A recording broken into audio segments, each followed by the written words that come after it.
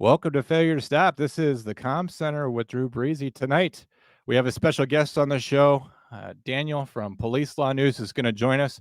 We're going to talk about some things in the news. We're also going to break down the case recently out of Hillsborough, Hillsborough County Sheriff's Office in Florida, where two deputies did a well-being check on someone there who fled the scene in a vehicle and then returned and struck both of them. We mentioned it briefly last week on the show.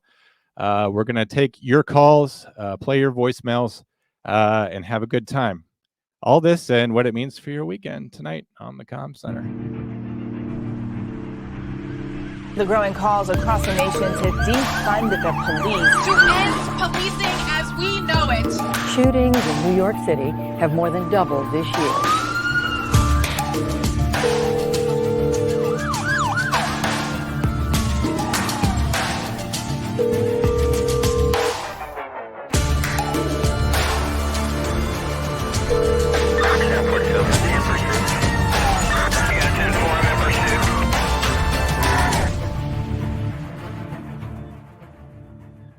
All right, guns up and giddy up. Welcome, Failure to Stop Wolfpack. This is the Comm Center with Drew Breezy. I'm John. I'm a 911 dispatcher. I've been active in the field. Tonight, we've also got Drew Breezy here. He is currently getting ready for the show. He's backstage. Joining us also tonight is our special guest, Daniel. I'll go ahead and let you introduce yourself. Go ahead, sir. Hey, thank you so much for having me on. My name is Daniel. I'm a police officer. Been on about 19 years, getting ready to retire. I've got a master's degree in criminal justice, a law degree, and I run the social media websites, Police Law News. I also write over on Substack over at Police Law Newsletter, and I do a live show over on the YouTube channel, Cop Watch TV. Thank you for introducing yourself. I appreciate it. Where can they find you on Instagram? Isn't it Police Law News? Is that? Yeah, they can find me everywhere at Police Law News. Okay. Very interested in having you on the show. I love your takes. Actually, what's funny is that you'd think that I would not be someone that would necessarily be a huge fan of yours, although I am, because I'm steeped in this stuff every week. Like every week, it's basically my job to know what's going on. And frankly, you do a lot of the script writing around here, although you do not get paid for it. To know what's going on in the news, I'm constantly looking to you to know what's going on. In fact, today, I was driving home to do the show, and you were having a take on some spicy video. Was it out of North Carolina, where some police officers there were doing some tactical strikes on someone? I might be getting the details wrong, because I admit it, I was watching it probably, while I was driving a little bit, so I didn't like write down details. But I really enjoyed that take you had. But one thing I wanted to get to for sure is that you had an update on the Derek Chauvin case. Failure to Stop exists because we were responding to 2021 and the George Floyd case and the arrest and the trial and the conviction of Derek Chauvin. He's now appealing his case, and you had some interesting takes on that, Daniel. I'd love for you to share with our audience what those were. Yeah, thank you so much. So basically, when it comes to this Derek Chauvin case, he was convicted in two different ways. So he was convicted in state court of second-degree murder, third-degree murder, and second-degree manslaughter on state-level charges. And after that conviction, he was sentenced to about 21 years in jail. They also went and charged him on the federal level. So they charged him with essentially federal civil rights violations as well. Well, after he was convicted in state court, he went ahead and pled guilty to those federal charges as well. And the reason that he pled guilty to those charges is because he was able to negotiate essentially, where he would be in prison, because being in federal prison is a lot better than being in state prison. So after his conviction, he basically has two different appeals going. So he has an appeal for the state case, and then also an appeal for the federal case. The appeal for the federal case is what we have now. And essentially, just to let you know what that is a little bit, is he's basically saying that there is some doctor that he found recently who basically has a new theory of how George Floyd died. He said that George Floyd had some type of a tumor, and that he actually died because of this tumor, not because of the actions. of Derek Chauvin or any of the police officers there on scene. And it's because that's the reason why George Floyd died. And basically what Derek Chauvin is saying, he's saying, if I knew this, and even more important, if the jury knew this, there is no way that I would have been convicted, and therefore I never would have pled guilty to those federal charges. So that's his appeal when it comes to the federal case. Now, let me ask you this: this evidence about him having a brain tumor. There's no way that just came to life now. I mean, we're on 3 years now. So, was this some kind of evidence that was exculpatory and not turned over to the defense? Would that be a Brady violation? I'm not a heavy hitter like you. So, could you explain to me why this evidence would only be coming to light now? That's an excellent question. So basically, if the prosecutor knew about this, if they had this information and failed to share it with the defense team, that's something that maybe that there actually could be something there. I would say the appeal might actually have some legs on those grounds. However, this isn't any kind of new information. I mean, this isn't like it was in autopsy or some type of investigation that the prosecutors did and then just didn't share it. This is some doctor, and he may be a great doctor who's a legitimate doctor. And he just basically read through the case file, and after the trial back in February, he contacted Derek Chauvin and Derek Chauvin's appeal team and said, and basically gave out this information. It's the doctor basically said that I wouldn't be able to live with myself if I didn't share this information. So a lot of times stuff like this comes up, and the best example I can give is a case where someone was convicted of murder or some other crime, in the 70s or 80s or 90s, when there wasn't DNA evidence. And now here, 20, 30 years later, there is some new evidence that wasn't available at the time, like DNA evidence, fingerprints, is something forensic that wasn't available. Well, yeah, that is something that, if you petition the court, maybe you can get a case dismissed or a new trial. But something like this, I don't think this has any legs. And here's the reason. It's because there are always going to be doctors who have a different theory of why George Floyd died. And some of those might be theories that are the perfectly reasonable theories, but just because someone has a theory doesn't mean that that is the reason that someone died, or that is a reason for there to be a new trial. So I don't think that there is really anything that's going to happen when it comes to this. Now, when it comes to the state charges, he has an appeal for those as well. I think there actually is a chance for that, and I can talk about that here in a second. But basically, what came out in the news the last couple of days, this new evidence, essentially, it's just a new theory from a different doctor. I don't think there's any chance of that one working. So basically, I guess what you're saying, and if I may nutshell you, is that you're always going to have a duel of the experts. You're going to have competing, I believe it's Daubert hearings to say the validity of certain testimony and whether or not it should have impact in a case, whether or not a jury should hear it. So we have a new expert saying, I have a new theory on a cause of death for this guy, but we don't have a smoking gun. We don't have an MRI or some kind of head scan that shows some sort of mass in his head, some kind of document that was misplaced before we went into trial that could change the whole thing. We don't have a smoking gun in terms of his medical condition, in other words. Exactly. I mean, we already have an official cause of death from the Hennepin County coroner. And just because some expert somewhere, again, they might be a reasonable person, but just because some expert somewhere, some doctor somewhere has a new theory of what happened, that is not grounds for a new trial. Daniel, are you like me, where you're somewhat cynical about this? Where obviously this was probably the most important, or at least the most infamous or wide-reaching criminal case of 2020. Is it possible that you have, because there's charlatans in every profession, you have a doctor who wants to add his name to the list of experts in this, or to somehow selfishly advance his career? Or are you cynical like me, where you think it could be something like that? Or do you think he's legitimately speaking from the heart, saying, I couldn't go to my grave without waiting 3 years until after it mattered to come out with this information? So that's a really good question. One thing I didn't mention is that the doctor did say that he actually did try to contact Eric Nelson, who is Derek Chauvin's defense attorney, and also tried to contact the prosecutor with this information back when this case went to trial, and that no one responded to him. I mean, you can imagine the defense attorney, Eric Nelson, for Derek Chauvin, that not only was he trying to be a defense attorney for probably the case of the century, pretty much, judge. But so the amount of information that he would be getting from everywhere, the idea that he's going to respond to every email from every doctor, that isn't reasonable. So this doctor, like he is saying that he did try to make contact with both sides years ago, but it just didn't get through. As far as I know, the little information I know, he's probably a legitimate doctor, and I don't think he's doing this for anything to further his career. But I just don't think that on a legal level that there's really any basis for that. Okay. And so I know that people with long sentences typically can be engaged in appeals pretty much the entire time. Since he was, I know he had a plea deal in the state.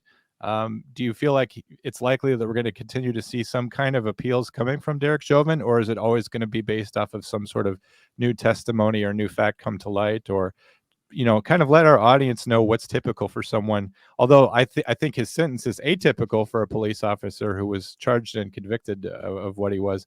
Can we continue to expect appeals coming from him? And if so, do you have any optimism that they could change his fate? Absolutely. So that's the appeal for the federal case where he pled guilty to, basically saying he wouldn't have pled guilty had he known this. Right. Don't think that one has a chance. The one that does have a chance is the case that went to state court, where it went to jury trial, where he was convicted. So I think that one actually does have a chance to be overturned. So the problem is that he has appealed this to the Supreme Court. Now the Supreme Court gets the way you have to look at it, they get about 7,000 cases a year of essentially people who are saying, hey, we want you to look at our case, and they choose about 100. So it's possible that it's likely that the Supreme Court won't even look at this case. But let's say they do. What the appeal is on this is basically under the Sixth Amendment, that everyone has a right to a fair trial. And a couple really interesting issues that a lot of us saw right from the beginning in this case is that the venue wasn't changed. So essentially, the venue should be changed if the jurors in the jury pool, if they are unduly influenced, or if there's some other reason why they wouldn't be able to be fair and impartial. So the fact that it wasn't changed from Hennepin County to somewhere else, I think that's a real reason to do it. So you have to look at it this way: all of the jurors lived in Hennepin County. Every single one of them said that they were afraid of riots. Well, since the National Guard was deployed, knowing, hey, if we find this guy not guilty, there could be a riot in my neighborhood. It could be where my kid's school is. It could be where I work. This could really affect my life personally. So that idea right there is a reason why the venue should have been changed. Also, the jurors weren't sequestered, which typically happens. So when it comes to, if the Supreme Court hears that, I think that could be a reason that maybe he would get a new trial on the state charges. If we walk down this a little bit further, so let's say he gets a new trial, let's say he's successful there, well, then he can make the argument, hey, had I not been convicted in state court, I never would have pled guilty to the federal charges. So maybe there's an argument when something happens federally. That's a long road, but I think that one does have a chance if the Supreme Court actually hears it.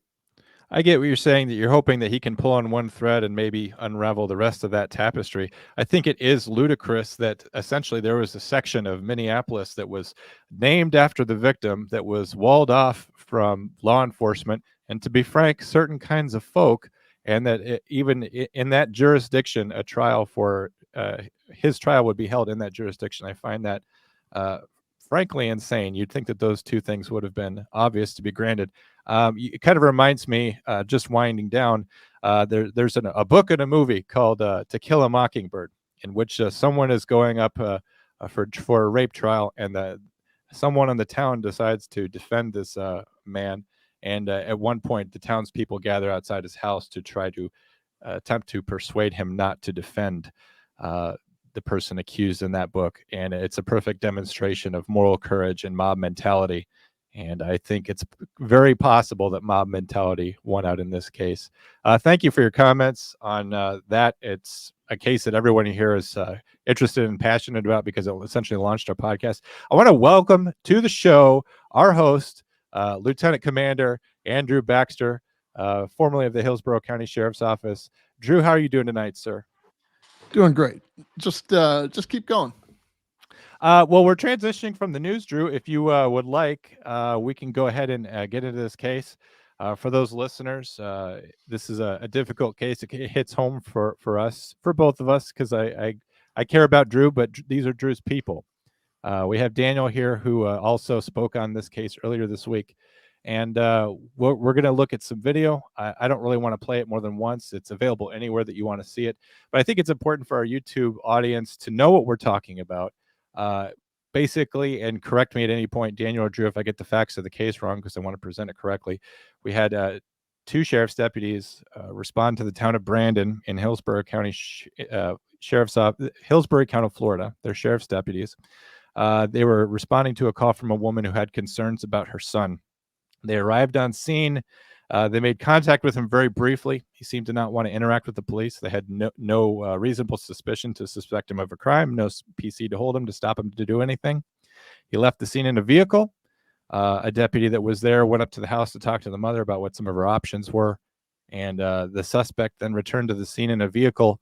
And while two deputies were still standing outside the marked vehicle, he hit the gas and intentionally collided with these deputies, causing life-altering, career-altering injuries, injuring not only those deputies, but their families and the sheriff's office and the people who appreciate law and order in Hillsborough County. Do I essentially have it correct, Drew and Daniel? Yeah. Yes. You seem to. I mean, it was the second time they had responded there in probably a week or so. I mean, we talked about it probably on the other show, but the mental health unit that we have responded out there probably a week prior and guided the mother on how to obtain a court order to get her son evaluated, to have the judge make that determination. And, an involuntary commitment through the judge, not through us. We can do that. But in this instance, this is an age-old problem. You can be schizophrenic in America. Like, there is no... Not against the law. It's not against the law. And if they're not taking their medications, then we just, you just have to keep, just chipping away. It's pretty difficult when you have a mid-20s child.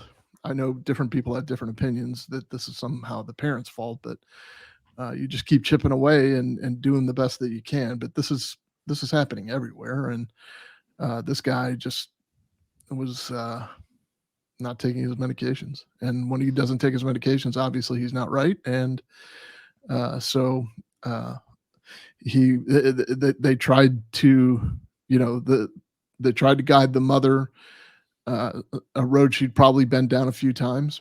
And a couple days later, he was still in one of his phases and became a little bit more aggressive. So they called the sheriff's office to come back out there, the Hillsborough County Sheriff's Office. And when the deputies responded, he was sitting in his car. He wouldn't roll down the window. He wouldn't look at him. He wouldn't talk to him.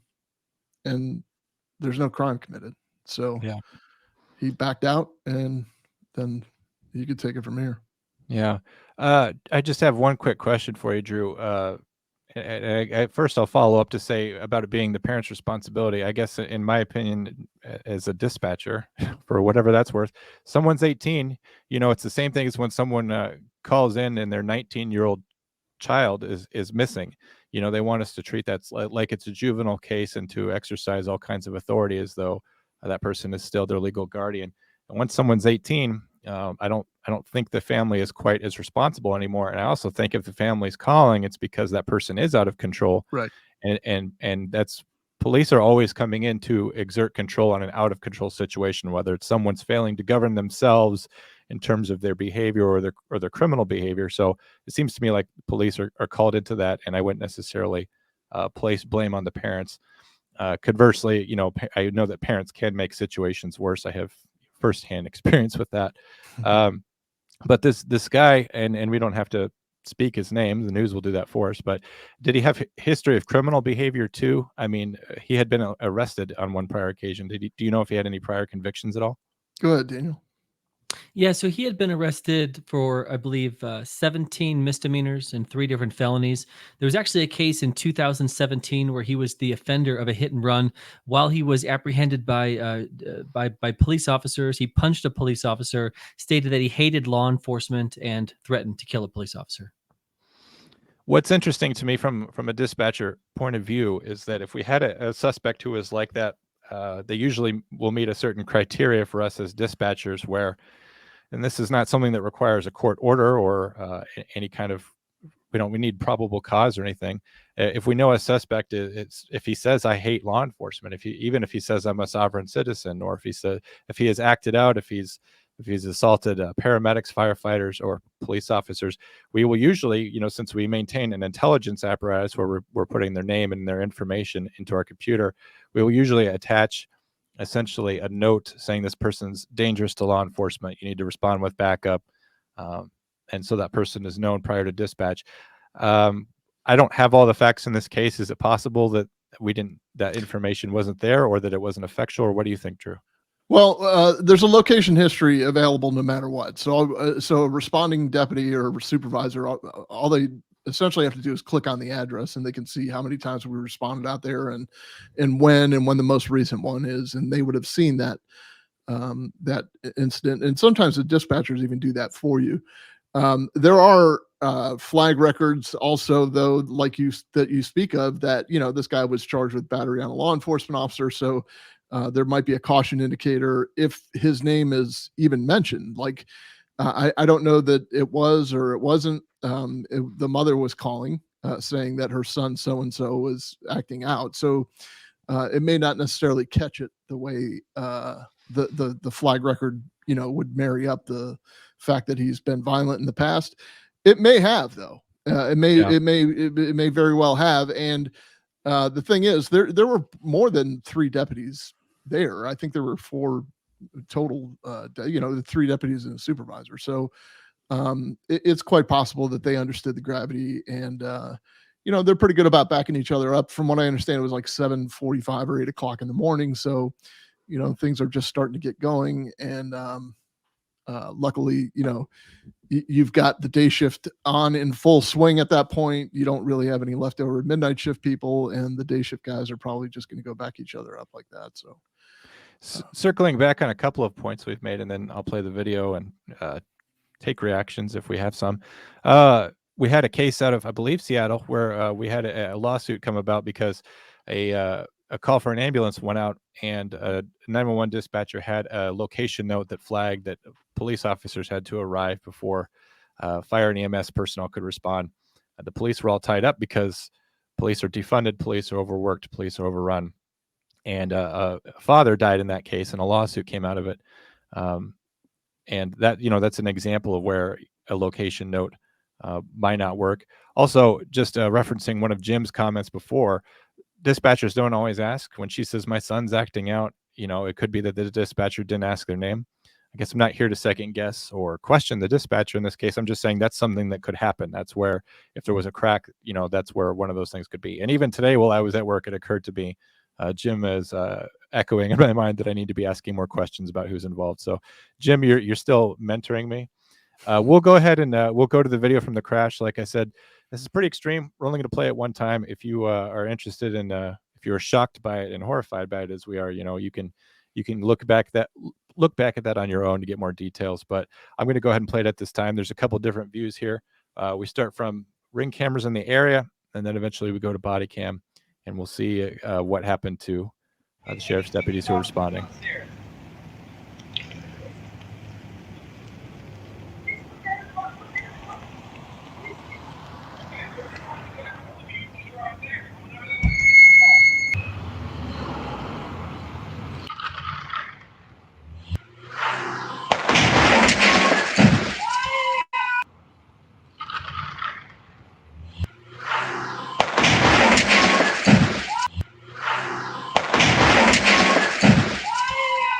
Get out the vehicle right now! Get out the pool! Taser, taser, taser! Get out of the ground right now!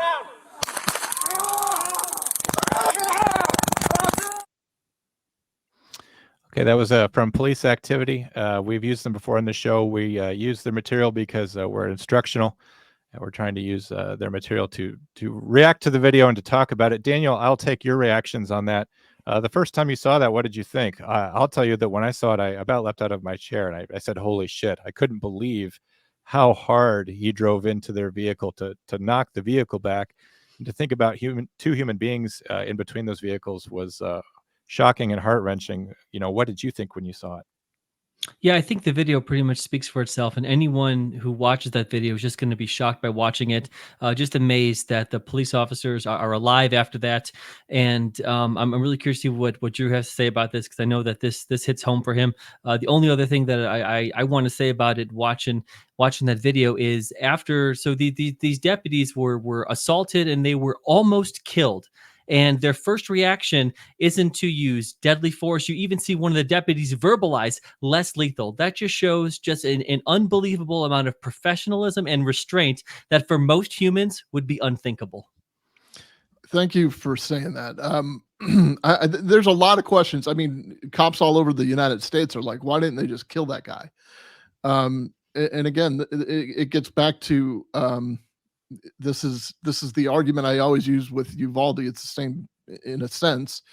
If that guy walks out after killing, however many kids he killed in Uvalde with his hands up and no gun in his hand, you don't get to execute him. You would love to. And, I think there are people that would take the prison sentence over that. But just because somebody did something egregious doesn't mean that you get to kill them in return. It doesn't work that way. And it's the imminent threat of death or great bodily harm to yourself or to somebody else. And he walked away from that vehicle, and therefore the threat is gone. All he's doing is walking towards, two individuals. Obviously, he's a little bit deranged, so they have to, take the appropriate use of force measures. But this is the kind of horrible example, but horrid or horrorful example. I don't know what even word to use, but when everybody says that, we're just out there executing people, we're out, we can't wait to get our first taste of blood. And come on, man, this guy just literally, it's a miracle that those guys made it. And you're right. This wasn't even a de-escalation. This was just like out of just a matter of knowing what to do, a matter of instinct. They said, go to less lethal. They tased him. He went to the ground and they handcuffed him, and the situation's over. But the new emergency begins in getting help for Corporal Brito and Deputy Santos. I think that's an excellent point. Daniel, circling back to something you said earlier, this is something that has come up before, but you said that they were almost killed in the line of duty. Something we need to kind of change in terms of the way we talk about attacks on police officers is that they were almost murdered in the line of duty. So, to say, and I'm not criticizing, but to say that a police officer is almost killed it takes all the intention out of it. We have people out there who are intentionally trying to murder police officers, human beings, private citizens, people who have a job, people who have families. And I think it dehumanizes them a little bit when we casually say kill, which I know was not your intent at all, of course. But we need to speak differently about people like this, to say that they, and he has been charged with attempted murder, case in point, times 3. He's facing 3 counts of that. He attempted to murder those officers. And Drew, I think you're right. If police officers were simply just, as Dirty Harry says, go ahead, make my day, give me an excuse, sign your own death warrant. This was one of those cases where, legally justifiable or not, I think anyone would have understood them resorting to lethal means right away. But as Daniel said, their training is so good down there in Hillsborough County that they reacted appropriately. They analyzed the situation as it was evolving in real time in front of them and changed their tactics for the situation that was going on. If you saw in the video there, when you have one of the deputy who's down, it's not that they're ignoring him, but they're continuing to be professional and respond to the threat. And they realize that less lethal is what's important at that point. Daniel, another point before I move on? Yeah, I mean, and this is true. I mean, police officers are typically so professional that it's often, and you see this in a lot of cases, and it's demonstrated perfectly here that when it comes to the use of force that is used by police officers, has far more to do with not so much the crime that was committed, but the level of active resistance from the individual. Because we hear about this in a lot of cases, they'll say things like, "Well, how come Kyle Rittenhouse wasn't killed by police officers?" Or they'll say, there was this black female who, all she did is shoplift and then she was killed by police officers. And obviously when people say that, it's just an extremely dishonest thing to say, because it has very little to do with the crime that was committed, and it is so much about what is the active threat that is facing the police officers at this time. And again, you are 100% correct. This individual, he did intentionally try to murder those police officers, and when the police officers had their chance, they used reasonable and appropriate force to take him into custody. And the level of professionalism is something that is almost surprising how professional they were. To your point, John, it's killed in the line of duty. That they would have been considered killed in the line of duty, but if the shoe were on the other foot in this example, all the naysayers, the critics on Daniel's page and on our page would be calling that state-sponsored murder. Right. So it's a double standard. It's a complete double standard. Like it's open season on the cops, and that's fine. If they make it, they make it. If they don't, they don't, and they're killed in the line of duty like a soft. They shouldn't have put themselves in that position or whatever. Right. But if the shoe's on the other foot, obviously we're just stone cold killers and we're murderers. And by the way, I don't know if I mentioned it on this show. It might have been on the other show, but this, as the crow flies, was a mile and change from where Brian Levine was murdered, the exact same way, except he was in his car. He was in his car, and a mentally ill subject had left an apartment. And in fact, I don't think he was wearing any clothes. He jumped in a car, and they tried to warn him on the radio, "Hey, he's driving right at you."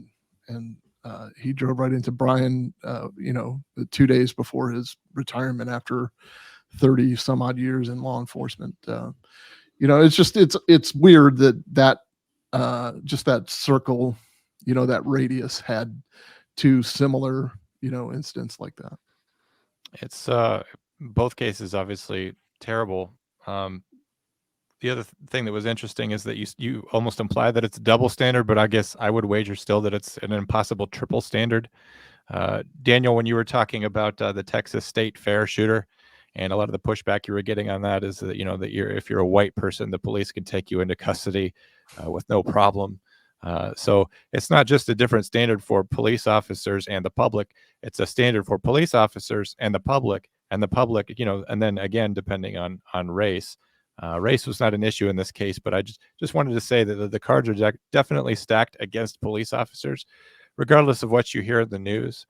Daniel and I were talking before the show about how vexing it is to police officers, and how frequently we hear straight lies about the way that police officers think and behave in their profession, and that they go unchecked. But to hear some truth about the incident, I'm going to go ahead and play a couple of videos. This is just from some deputies who were involved. The first one was Deputy Santos. This is his press conference. It goes on for a few minutes, and I'm just going to play it because I would like to just hear what the deputy has to say in his own words. He describes the incident, which you saw and which we've been talking about, but I still think it's powerful to hear him talk about it. We don't often get the opportunity to speak directly or hear the words directly of a police officer. The sheriff there in Hillsborough County has allowed them to do that at this press conference. I don't know how common that is, but I'll go ahead and just play his video. Much right now. We were literally living a normal day. You're good. It was me, Corporal Brito, Deputy Torres, and Deputy Valentine, which are all my near and dear friends. We were hanging out at the Starbucks off of Winthrop, having a normal day, normal conversations, sending out emails, doing what we got to do. This call came out as just like a normal call. Hey, we're going to it. I looked at Valentine, I was like, all right, bro, you ready? We get in the cars, we go. All of us hop on the call just because of the nature of the situation and how dangerous this person is that we're dealing with. We head that way, Corporal's up front. We park our vehicles pretty much simultaneously back to back.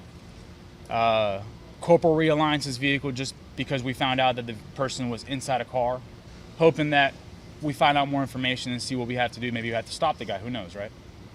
So Corporal aligns the car in a slanted way. Vehicle is up front like this. We approach it. I approach from the passenger side. I look inside the vehicle for weapons. Obviously, our safety's paramount. I see no firearms. I see no weapons, no knives, or nothing, right? So, randomly, the corporal's like, hey, we need to get some more information to make sure we don't have to stop this guy, right? At that point, we can do what we have to do. We didn't have to. We didn't get more information. The guy puts the car in reverse while it's off. It like rolls back. He tries to go away. Corporal's like, hey, hop in on my car and move my Tahoe so it doesn't get hit. I move the Tahoe away. Guy randomly turns his car on as I'm doing this and flees, right? He's gone. We have no reason to stay there. We tell Valentine, as a good deputy he is, goes to talk to the complainant, let him know, hey, here's what we can do for you, here's what you should do. And me and Corporal are leaving the scene, essentially. I shut my body cam off, my supervisor shuts his body cam off. I'm mimicking what he does. I go to talk to him. We're just talking right before briefing each other like we usually do on normal calls. Deputy Torres goes to a different call. Literally keys up and says, yeah, I'll go help out whoever needs help. Somebody needed help. Nothing dangerous, just somebody needed help. And at that moment, we heard tire squealing coming up from the east side of that road. And we told Torres, like, hey, be careful, that might be him.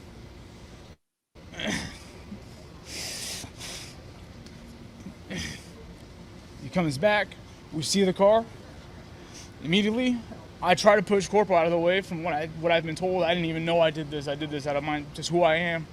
I pushed him out of the way. I pushed myself out of the way. And when I fell on the ground, I made sure I wasn't bleeding. Made sure I didn't need a tourniquet.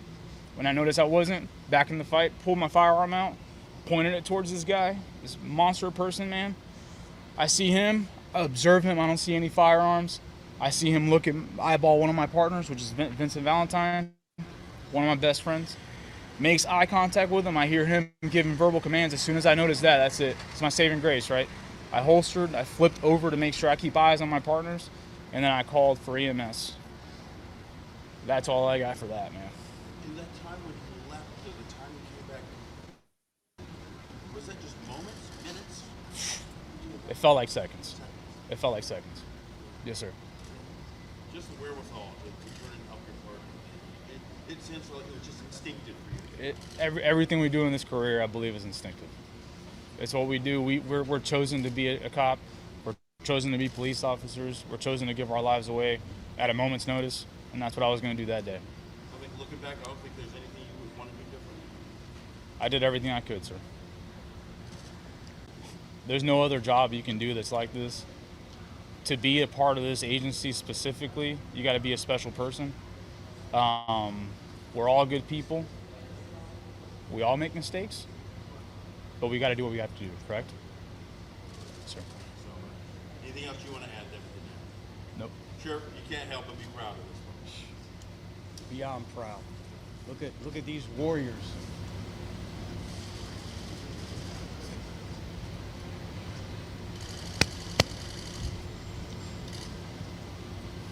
This guy wanted to kill a deputy. We thought we were planning a funeral. Instead, we have a bunch of heroes. A bunch of warriors here to make sure they go home. Yes, sir. Thank you. Thank you for your service. I appreciate you. Thank you so much. It means a lot. Initial reactions from Deputy Santos there. Pretty emotional, but also surprisingly straightforward. I think his professionalism is still in high gear. He told the story from his perspective, but also as a report. Gentlemen, as police officers, what are your takes? Good. I think it's great that it shows leadership from the sheriff that the deputy was even allowed to speak about this. So I'm glad that he was able to. It's good to hear in his own words, what his perception of everything that happened was. And I mean, this is just the one of the worst nightmares that you could think of, because there are a lot of situations that police officers go in where it could be dangerous. You're on a traffic stop, you're going to a domestic. I mean, as he just said, essentially, and I didn't know this before, that this call was over. Like the call was over, they were about to leave, and then it happened. One of the reasons why this is just so shocking and tragic is because when something like this happens, there's no way for the officers to prepare for what happens. You can't prepare, you can't fight back, and at least if it's on a traffic stop or something, that you're walking into a situation that could be dangerous. I mean, this call was over. Chad Chronister is a friend of mine. We we spent most of our adult lives growing up at that agency together. When I was just a young dispatcher, lowly dispatcher, I used to ride with the deputies occasionally because I knew where I wanted to be and what I wanted to do, and I always picked the right guys to ride with. And Chad Chronister was one of the guys I used to ride with, like on the midnight shift. And yeah, we're talking about 30 years ago, probably. And he takes a lot of heat sometimes because being a sheriff is a political position. And in order to maintain your position as a politician, you have to secure votes. And in order to secure votes, you have to get in front of people and talk a lot. And you have to do innovative things, which he is known to do. I can tell you this from my heart. I mean, he gets a bad rap sometimes, but he is the same Chad Chronister that you just saw there. Like, that's the same guy I know. I worked with him. We were detectives together, as a matter of fact, in the intelligence unit for a while. And that's the same guy. He's if I can, I don't want to gush about him because this isn't a show about Chad Chronister, but I will take this time to tell you that he has always stuck up for the nerds, or he's always taken up for the quiet ones, or in a case like this, he's always given the voice to the people that normally wouldn't have the voice.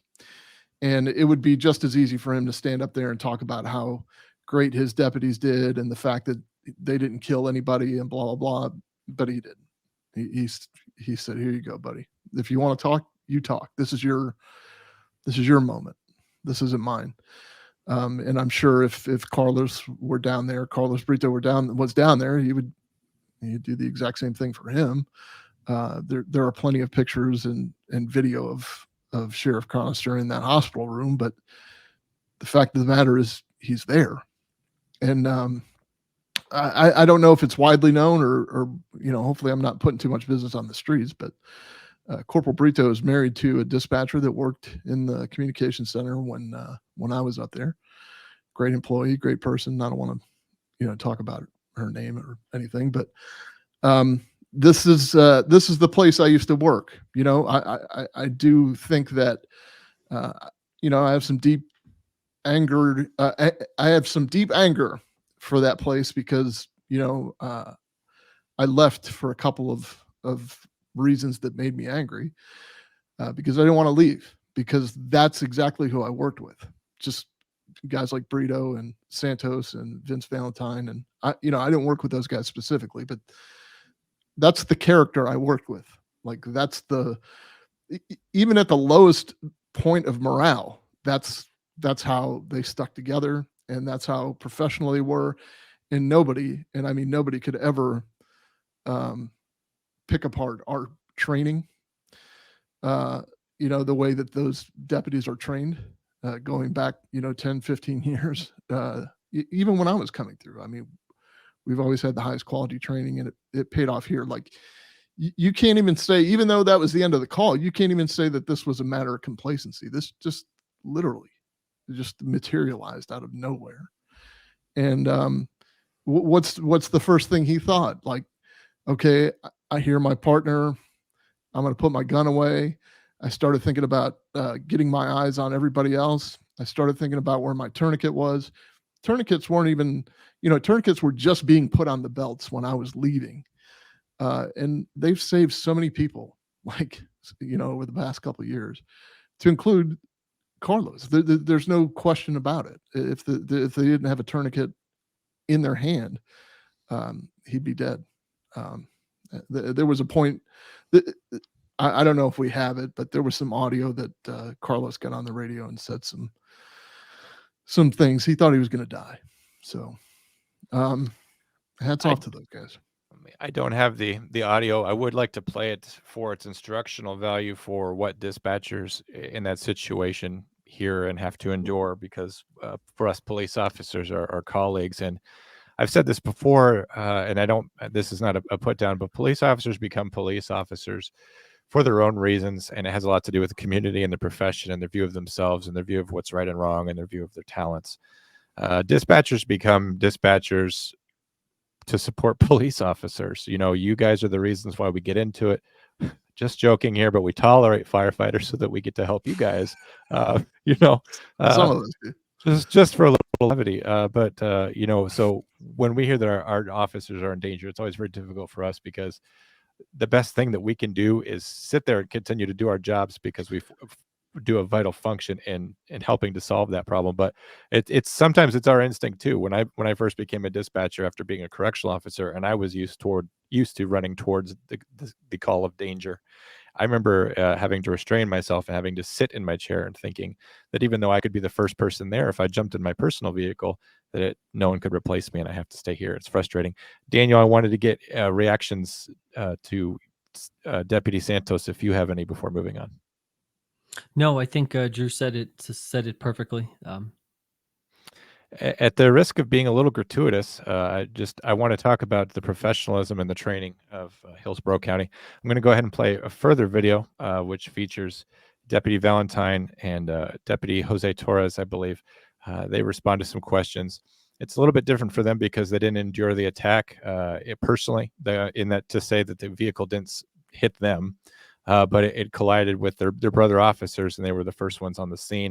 And I believe they took the suspect into custody. They're the ones that we're talking about. They're the professional deputies who knew when to switch over to a less than lethal force. Go ahead, Drew. Before you hit play, I just want to bring out a couple points. First of all, you saw it caught up with him, so you can tell in the process of him telling a very descriptive story about being at the Winthrop Starbucks and Corporal being first, leading the pack to the call. You could tell the moment where the emotions start to flood, because that's the trigger in his mind. This is the trauma. This is exactly what I'm talking about. This is the trauma that I always talk about. This is what police officers experience. And he can't even get through the story now, knowing he survived. And it's a long road ahead, not just physically for him, but mentally also. And then what we often, and the whole point of us having this show, John, what we often forget about is something you just mentioned. I'll bring it up again. I'll bring it up every show if I want. But the mitigating stress and trauma in the civilian sector, the research paper that I wrote, I could tell you that the top the top traumatic incidents for dispatchers include, the death of some type of child or the death of some type of baby, but it's also the death of a coworker. So I think we often, and I know that where I used to work is getting very, very good about including them. But I don't know how it is where everybody else works. But there was somebody on the other end of the radio that had to hear all that screaming, or there was somebody on the other end of the phone that had to hear the 911 call from the neighbor that called, if that's what happened. And that happened on their watch, right? So when you're sitting there on the radio and something like this happens, I mean, you almost you feel a sense of responsibility almost. And those are sounds that dispatcher is never going to be able to get out. And I've talked about it a million times. There's no closure when it comes to stuff like this, because the cops on the street tend to not really talk about it anymore with the dispatcher, or just even a simple question like, hey, you did a great job. You doing okay? You want to come to the debrief with us or whatever. And it's getting better in the profession. I know it is. I hope it is. But I do hear it. I know there's evidence of that, but just think there's a dispatcher on the other end of that. And then it goes, double and triple, because they were coworkers of Carlos's wife, and you know, it compounds, so to speak. Sounds like a family problem for everyone when that happens. It's not just isolated, or it's not just close friends. It affects everyone throughout the agency and partner agencies. Response to that, Daniel, I just wanted to give you an opportunity. I know that dispatching is outside of your wheelhouse, but I feel like it's fair to give you that space if you have anything to add. I think it's really good for those of us who are police officers who don't have any firsthand experience when it comes to dispatch to really hear this side of it. Until I started watching your show and listening to Drew and you guys talk about it, I had no idea. It just never occurred to me. I mean, I knew that dispatchers were part of it, but it never occurred to me that, you know, hearing something on the line that you could also have trauma from that. And the thing that Drew said a bunch of times that really struck with me is that there is no closure, and that is at least a little bit satisfying as a police officer. And just listening to you guys talk about it almost every week, I think, what would that be like to hear something traumatic, especially if it's a family member, if it's a coworker, not knowing what happens at the end of it. Just that, I think, would be really, really difficult. And I'm glad that there's a space to talk about that, because I can tell you, just as being as a cop on patrol, that isn't something that would necessarily that we would necessarily think about from that side. I appreciate those comments. I put you on the spot, and I appreciate what you had to say. I'll go ahead and play the comments from Valentine's press conference. So he was the first one to respond after the crash.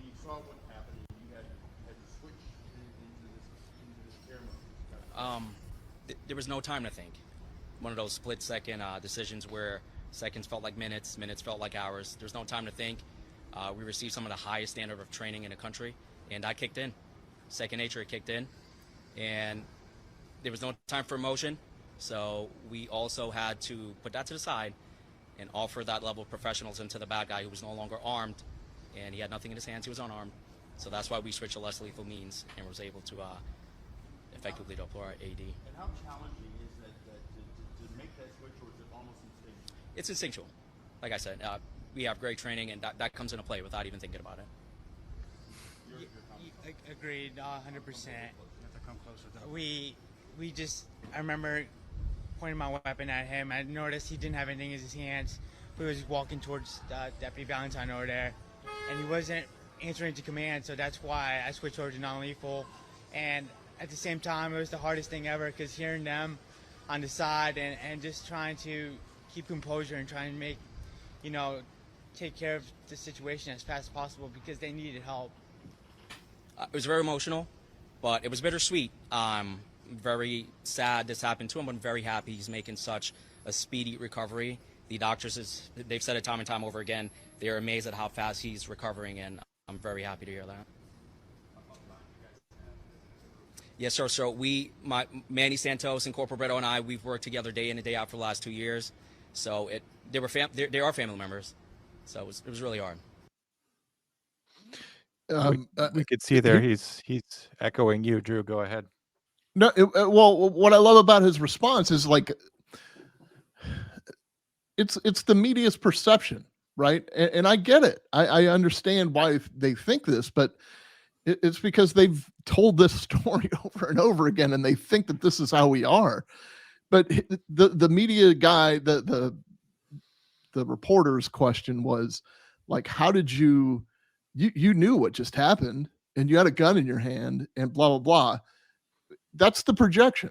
Like, that's the projection of the media. The media assumes that we're just killers. He didn't say, well, you know, it was really hard to switch gears and blah blah blah, it was, to him, it was a no-brainer. It was instinctive. Like, that was the word he used. It was instinctive.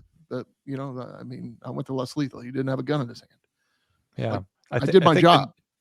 The news wants it to be some sort of a weighty moral decision, as though he had seen everything, considered it, looked down his gun sights at this man, and had weighed the value of whether or not he should avenge his fallen brothers. When you're in a situation like that, yeah, exactly. It's happening so fast, when the truth is when you're really well trained, you're able to almost scan a situation and respond appropriately. Like he said, it's instinctive. I don't want to put words in his mouth. I'll just restate what he said. Before we go on, that press conference was from at least a few days ago. Drew, have you heard how things are progressing? Obviously, Yeah. Santos was discharged on Saturday. So that was not doing as well. But go ahead. I'm sorry. That was. I'm trying to pull up my messages. I'm actually using my phone as my camera right now. So the last word that I got, and I don't want to put again like full medical information out, but apparently they were able to put a bone back in Carlos's foot. There was a good chance that he was going to lose his leg, from his knee down. There was, not to get graphic or gruesome, but there was a chunk of his femur that was left at the scene. And the doctor summons people to go get it. And the doctor somehow implanted that in his body to preserve it. And they were able to do surgery on that today. So it says, they're concerned that the skin around the ankle is going to survive because, it's just the nature of the injury. But so far it looks good. He's closing up. He's moving to recovery. Or he was already in recovery, but he's got, super antibiotics being pumped through his body and all kinds of stuff. Now, we haven't even addressed the pain. Could you imagine the pain that day and then the subsequent pain? He's got to be in a constant state of pain, I would guess. I'm sure he's on a morphine drip, and I'm sure, like you said, the antibiotics after surgery, you're not out of danger. When you hear of people dying from complications, it's usually an infection or something similar that can get them. Our interest in him is because we care. It's not because we want to be invasive or anything, but it's all because we're thinking about him and praying about him. Shifting gears a little bit back towards the matter of law and media and people's perception of law enforcement. There's a police officer in who I know is in Florida in the chats, and he got everyone incited by mistake because he made a sarcastic comment that people took sincerely, saying, well, that's what they signed up for. Daniel, can you explain why serving as a police officer in a community is really not the same thing as enlisting in the Army during World War II? Can you differentiate those things? Yeah, if the difference isn't obvious, a comment like that is a sarcastic thing, but that is something that anti-police activists say all the time. They say it on Twitter, on Instagram.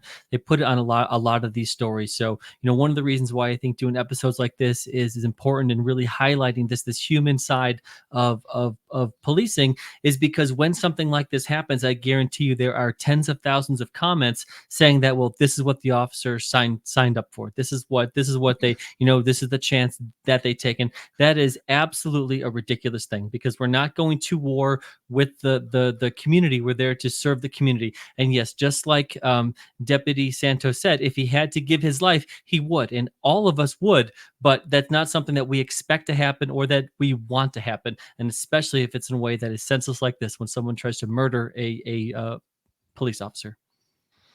It's troubling to hear, and I haven't seen anything like this, but I have seen cases before too where people are not only not understanding, but they're mean-spirited about it. And like I said, I haven't seen anything like this so far, but it is troubling.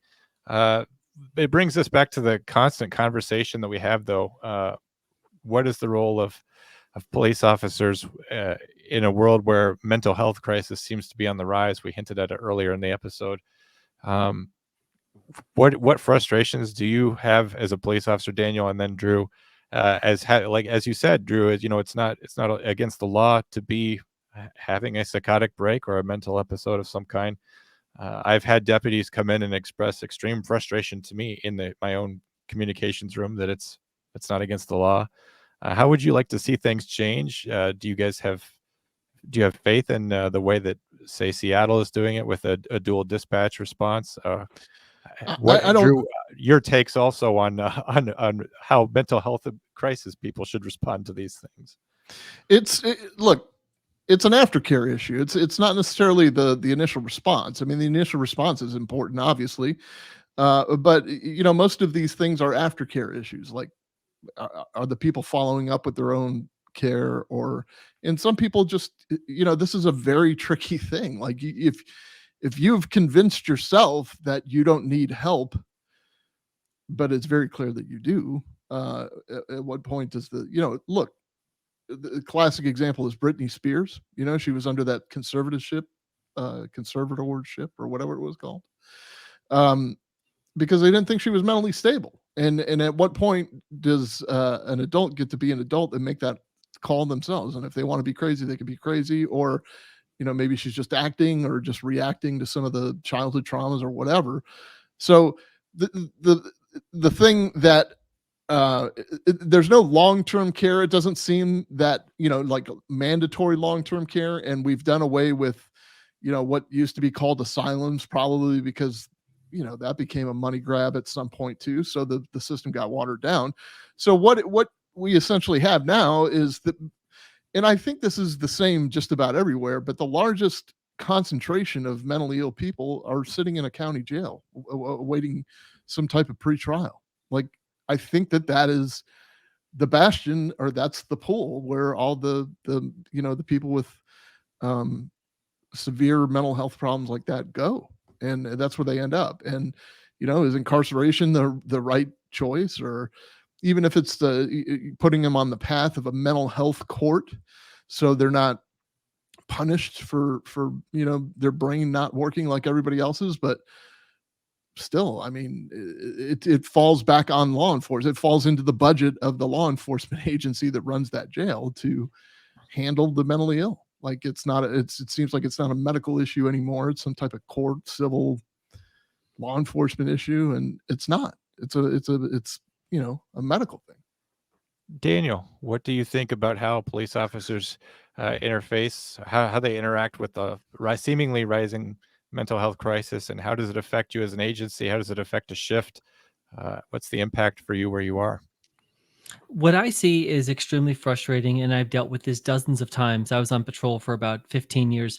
Is that you have someone who hasn't committed a crime, but they are either a threat to themselves, or they are a threat to someone else, or they just aren't safe to take care of themselves. So those are the ways that, at least in my state, that police officers can take away someone's freedom and do essentially a 48-hour mental health hold. So we do that. We meet the criteria. We take the individual to get a mental health evaluation, and then they're back on the street sometimes before the end of my shift the next day, and they're doing the exact same thing. And as a police officer, that's extremely frustrating. And you know what? I bet if we had a doctor or someone, or a nurse, or someone who worked in one of these units there at the mental health facility, they would say that it's frustrating on their end too. They would probably say, we have this person they need to be on. They have this diagnosis, they need therapy, they need meds, they need months of treatment. This is a situation that took years to get to where it is now. I'm not going to fix this person in 5 or 6 hours, or in 5 or 6 days. So there really isn't any chance there when it comes. So I think it's frustrating from really all sides. What I have seen that is, it seems like a good idea, but it's kind of along the lines of what Drew said. It's more of an aftercare thing. So the agency that I work for, and I'm sure a lot of different agencies, maybe even in Hillsborough County, is that a lot of times for these calls, who are dispatchers not only are police officers, but also a master's level mental health clinician. But even in those cases where that master's level clinician is dispatched and on scene, they actually don't make contact with anyone until the situation is safe. So because this guy wasn't under control, he wasn't in custody, he wasn't ever where police officers could make the situation safe. So even I see it as the best thing that police departments have come up with. It wouldn't have mattered in a case like this, because there was never a single point where this guy was in a position where they're going to let an unarmed civilian have any contact with him. So that's a long way of me saying that this is a complicated problem. Everybody is frustrated, and even the best ideas that law enforcement leaders and mental health professionals have had, I don't think are a perfect solution. I think you summed it up very well. We mentioned this in a recent episode where 988 is being overrun and frustrated because people will rely on their services to deal with acute problems, and then they're referred to services that it's incumbent upon them to go get those things for themselves. But you know, even someone like me who has no or reduced mental health problems, I'm not very good at following through on the things that I need to do for myself. But it's also a symptom or a sign of mental health problems that you're not able to properly take care of yourself. So you're not able to seek these things out. So it's sort of a problem that constantly makes itself worse. I liked your comment that the mental health responders, had they been dispatched to this call, they would have done nothing other than been more witnesses to this guy turning around. And case in point, they might have been in the car that got hit. They would have been injured as well. Yeah. I remember over the last few years, people saying that the police should be defunded, and to domestic crises and things like that, we should have counselors and mental health responders and clinicians, counselors. I remember one of them approaching me about it, and they're like, "Has anyone asked us if we want to go?" Because when we get a call from a patient, when we have a voicemail on our machine of one of our clients saying, "Hey, I'm holding a gun to my head right now," the first thing they do is call the police. They don't call that patient. They don't get in their car and drive over to the patient. I don't think that it's mental health professionals that are itching to get into this fight. I think that they will understand that police officers have a role to play in a dangerous situation. And frankly, the danger is the reason why you all are impelled to get involved in the first place, because it's not a matter of enforcing the law to deal with that. It's extremely frustrating. Gentlemen, do you guys have any final thoughts, Drew, on this? I feel like we've covered it pretty well, but go ahead. I wrote a Substack article about police officer suicide, and towards the end of it, I you jogged my memory on something, and there's a reason I'm telling you this part of it, but it says, I was asking, like I went through the lament of a police officer, and why it's so prevalent in the profession, and it was all my opinion. I mean, and it came from the opinion of someone who's been suicidal. I mean, I don't know what better qualifies me, but so I said, what are the answers? I don't know what the answers are, but I know I'm tired of hearing this is what you signed up for. Maybe we had it in the back of our minds, but you never know until you know. There's no course on 24-hour hypervigilance or how to process pulling a child out of a pool and unsuccessfully doing CPR as the family screams at you. Our family certainly didn't sign up for those side effects. And there's no class to prepare you for the fatigue of working all night and going to juvenile court until noon the next day. You got to be back at work in a couple hours, so you better be ready to be perfect with only 3 hours of sleep. And let's just table the fact that your efforts did nothing in solving the juvenile justice problem, since you encountered the same kid doing the same thing on the next shift. And there are plenty of studies, by the way, on that tie the level of exhaustion with depression, poor work performance, but rarely is it readily in context in a conversation about day 3 of a 3 straight 12-hour midnight shift rotation. Now, the reason I'm bringing this up is just as much as I'll sing the praises of the sheriff that I used to work with, there are some other administrators who got a hold of this article and shit all over it. And they were upset, and they were saying, this is what we signed up for. And to them, I officially say, fuck you. I don't think you could present that video and then say, okay, did you have the next one then? I mean, since you signed up for it, I guess we'll dispatch you to the next call. It's not reasonable. You assume a certain amount of risk and a certain amount of danger, and you know that every day you put on your uniform and go to work. When I was a correctional officer, I used to sort of ruminate on how we could have a bad day that would ruin the rest of my life or possibly get me killed. We were in those situations very often, and it wouldn't always have to just be a riot for that to be the case, but I didn't sign up to get killed at the prison either. Daniel, any final thoughts on the argument of you signed up for this? I know you covered it very well. Yeah, I mean, I guess the last thing I want to say about this case is there is just a mounting library of evidence to refute the claim that police officers are racist or heavy-handed or looking for any excuse to use force against someone. And this should lead that. I appreciate that remark. I know that Deputy Santos has said that he is anxious to get back to duty. I think that says something about the character of police officers as well. I could say this in a broad, sweeping sense and not just on the comments of one man. I know that he said Corporal Brito also wants to get back to work. A brief story for me. We had a line of duty death in the prison where I worked. An officer was killed, 2 inmates then attempted escape. A correctional officer confronted them at an exterior gate, and recognizing them as not being correctional officers, as they had taken the fallen officer's uniform. A fight ensued. He was hospitalized, and he came back and he finished the shift. We were on permanent lockdown. We were in a situation where we were being told, your shifts don't end at this point. You know, we're building up staff. We're calling in people from other shifts to work. We're going to fill the prison up with correctional officers. And I'll never forget when he came back and he was covered in bandages and bruises, but he would not have it said that he went home that day. He wanted to show the inmates inside the facility that there's nothing that you can do that was going to prevent me from doing my job. I'm not going to be bullied. I'm not going to be pushed, and I'm not going to be beaten out of doing it. To this day, he remains a hero of mine. He actually got the Correctional Officer Medal of Honor. That thing exists, and he does have it. However, I will say that it affected him greatly. I don't think he was ever the same person after that. And I don't think that he's a correctional officer anymore. So I guess I caution people who have that attitude. I think it's very praiseworthy, but just making sure you're continuing to take care of yourself.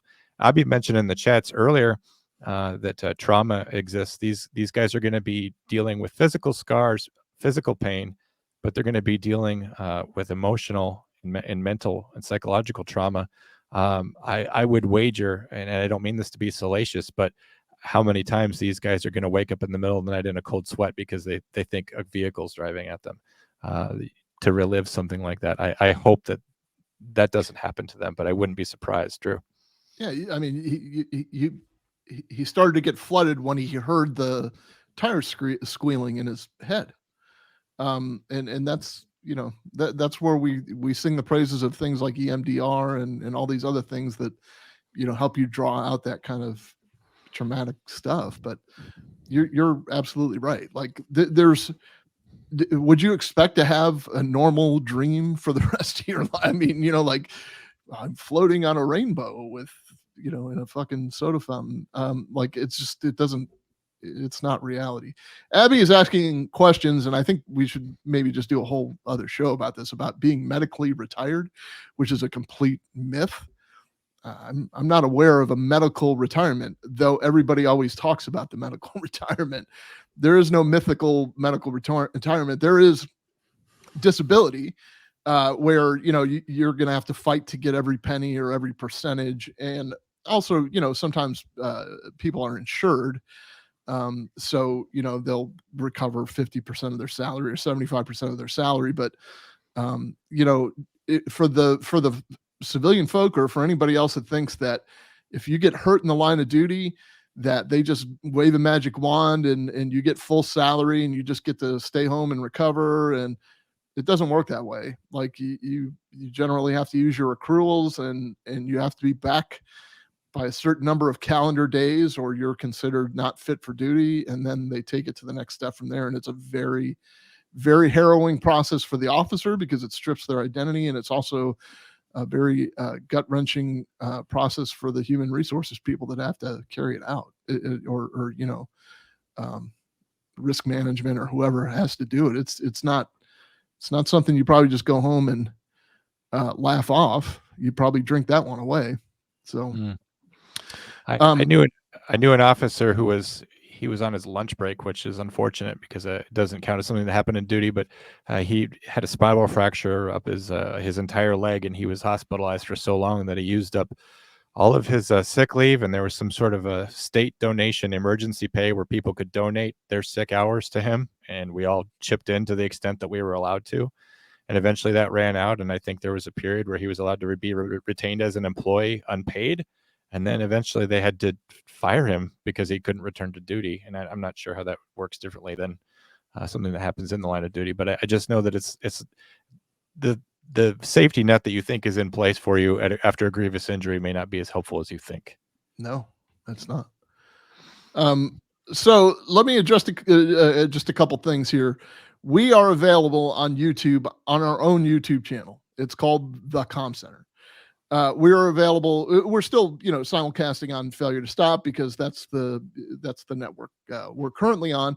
We're going to be taking a break next week because it's Thanksgiving. Is next week Thanksgiving? It is. Yep. We're going to be taking a break next week. Probably so this may be the last time that we're on Failure to Stop Network on this show on Comm Center. Comm Center's not going away. It's just moving to a different venue. We're going to have our own YouTube channel. We use a lot of the people that are in the chat are the same people that are in our Facebook group or our Facebook page, actually, which is the preferred method. So look us up on Facebook and Instagram, _comm_center on Instagram. It's the best way to keep up with us, but you can go to the Comm Center on YouTube. We're available on Rumble as the Comm Center with Drew, Breezy, and John, maybe. And I know he doesn't like that very much. We are available as a podcast on Spotify. We're still available on the Failure to Stop Network, but going forward, we're probably going to just be available on Spotify and on Apple Podcast as our own podcast. This is not a negative thing. This is not a bad thing.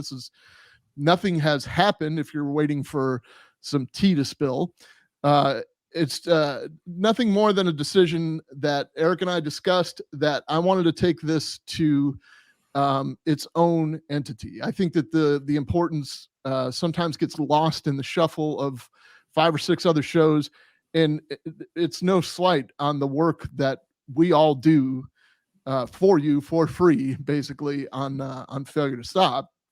But I think that we could probably do a lot more with this if it were its own show, and that's all we're doing. So, look, I would love for you to subscribe to our YouTube channel, like right now. I would love for you to subscribe to our Rumble channel, subscribe to the podcast, so you download it every time. We're gonna, just start uploading them to both places, and that's that. Just going forward, this is probably the last time that we'll be on the Failure to Stop channel. So you're still going to find us Thursday nights, unless John and I, figure something out, like he gets tired of missing Thursday night football. Then we'll figure it out. But we're not going anywhere. No, there's a lot of details to figure out in terms of the timing and things like that. So some of it's still kind of up in the air. But we're not going to disappear for any length of time. We're going to be here. I will say though, in terms of leaving the network, when Mike the Cop and Eric Tansey started this, they assembled the Wolfpack. They assembled all of you, and the only reason why we're able to do this is because you're here. I will say that when Mike retired, it left a vacancy, and Eric Tansey graciously brought me on board. I had never done anything before, and I was put in this position where he's entrusting me with a business that had someone as influential as Mike the Cop, and I'm a nobody. Like, okay, like there's a dog that has more followers on Instagram than I do, right? We joke about that all the time. But what that was is a wonderful thing for me, and it was a wonderful it was a kindness and a gracious act for Eric to say, this is a place where we have followers, we have a built-in audience, we have a mission, we have a message to share, and we have other talented people that can come here and do this. And as the Comm Center departs and other things come in, I want you to keep in mind that there's more talent out there. There's more people that can come in here and say new things about what we all care about in new and interesting ways. And so if Comm Center just steps into its own parallel thing, what comes in to take its place is more opportunities for us to talk about a society that wants to defund the police, to change policing as we know it. And there's going to be people here that refute that and tell the truth. People like Daniel, people like Drew, and people like me. And so this is a good change, and you shouldn't be worried about it. We should be excited about it. So just wanted to personally thank Eric for giving me a shot based on nothing at all. I have no idea why he did that. The first time I ever talked to Jason Kiefer, I said, I'm being hired to do a podcast because I can draw. It makes no sense. I don't understand. You'll never hear me not tell the story of how Eric Tansey gave me my shot. There's no two ways about it. He completely took a chance on me. So I always appreciate that, and I always try to return the favor tenfold. So we're doing what we do, and then we'll figure it out from here. I think when Mike left, if you all will remember right, maybe you can watch some of those past episodes from Failure to Stop 2.0. We did discuss that this was a 1-year deal to see where we were going to take things, and I like where we've gone. We're at over 750,000 downloads for the channel. But the key fact in this is that we're going from March to present, meaning we're not going from January to present. We're going from March to present because that's when we switched podcast providers. Yeah. Meaning, if you prorate that, we're going to be up over 1 million downloads this year. And it blows me away. It's amazing to me that 1 million of you have fallen for my bullshit. You know what I mean? So I really love and appreciate, and will give back anything I can to, but especially to the people of the dispatchers of the world, because I really think that they are underrepresented, and I think that we're in a good position to change people's minds. Yeah. And I want to do that. Yeah, and I'm really not going anywhere to those.